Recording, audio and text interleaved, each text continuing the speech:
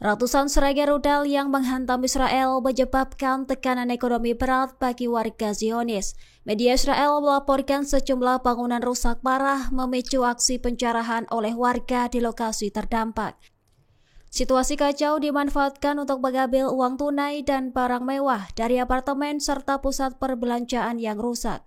Dikutip dari Al-Mayadin, pencerahan terjadi di bandara apartemen dan Azrieli Mall, jantung kota Israel pada Senin 30 Juni. Adapun barang yang dijarah berupa perhiasan, uang tunai, jam tangan mewah hingga barang elektronik seperti laptop dan kamera. Bahkan pakaian bermerek dari butik serta peralatan rumah tangga juga raib dari unit apartemen yang ditinggalkan saat evakuasi. Meski aparat dikerahkan di sejumlah titik, laporan warga menyebut keamanan belum sepenuhnya terkendali. Pemerintah Israel menyatakan kerugian akibat serangan rudal mencapai 3 miliar dolar Amerika Serikat atau sekira 10 miliar shekel. Angka tersebut meliputi kerusakan bangunan, evakuasi 9.000 warga, serta kompensasi bagi pelaku usaha lokal. Direktur Otoritas Pajak menyebut hal ini sebagai kerusakan terparah dalam sejarah Israel.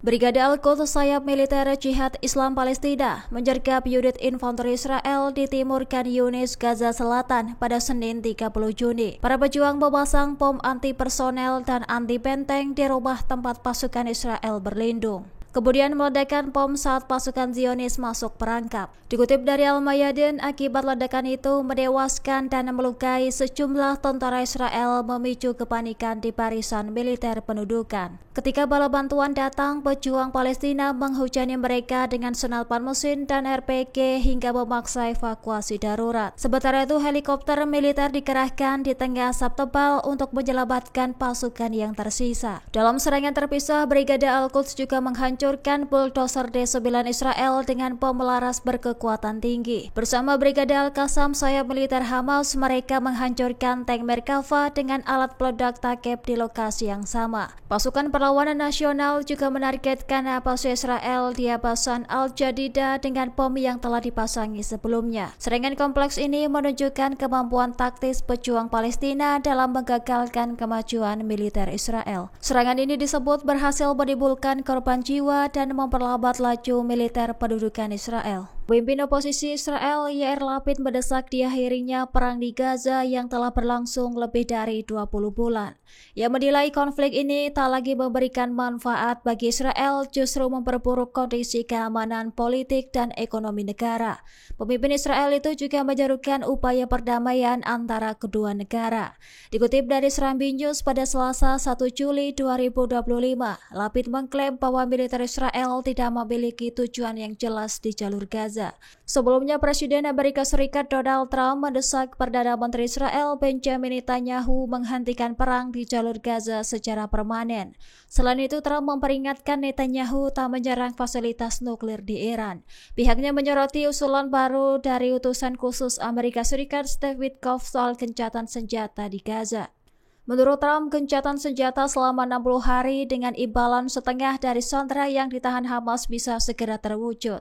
Hal itu terjadi jika Netanyahu menyepakati kesepakatan tersebut dengan Hamas.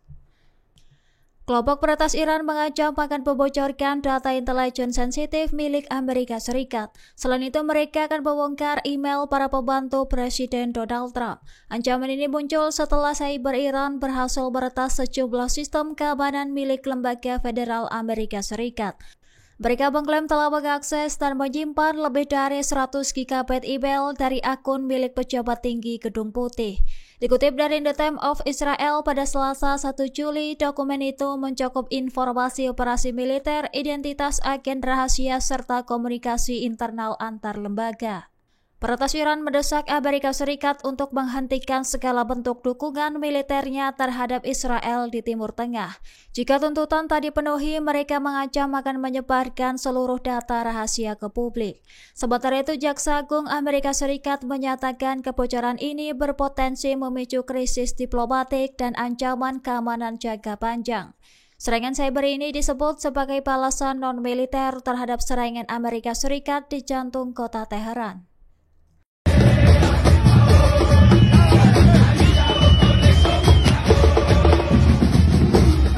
Aksi provokasi mewarnai laga sepak bola di wilayah Argentina. Hal itu terjadi menjelang laga antara klub Atlético Albois dan Atlanta di Argentina pada Senin 30 Juni. Para pendukung membawa peti jenazah yang dibungkus bendera Israel sambil melambaikan bendera Palestina dan meneriakkan slogan anti-Israel. Dalam rekaman yang beredar di media sosial, sejumlah pria berpakaian Hamzat terlihat membawa peti mati sambil diiringi yel-yel dan simbol pro-Palestina. Aksi tersebut ditambah dengan spanduk bertuliskan "Bebaskan Palestina". Dikutip dari Javid.com, insiden itu terjadi di luar Stadion Malvinas Argentina menjelang pertandingan. Sebagai informasi, Atlanta dikenal sebagai klub yang memiliki kedekatan erat dengan komunitas Yahudi di Argentina. Aksi ini memicu kemarahan publik dan komunitas Yahudi setempat. Sementara itu, organisasi Yahudi Argentina mengecam keras aksi tersebut. Mereka juga menuntut penegakan hukum tegas terhadap pelaku aksi provokatif. Meski demikian, laga tetap berlangsung di bawah pengamanan ketat untuk mencegah insiden lebih lanjut. Download Tribun X sekarang, menghadirkan lokal menjadi Indonesia.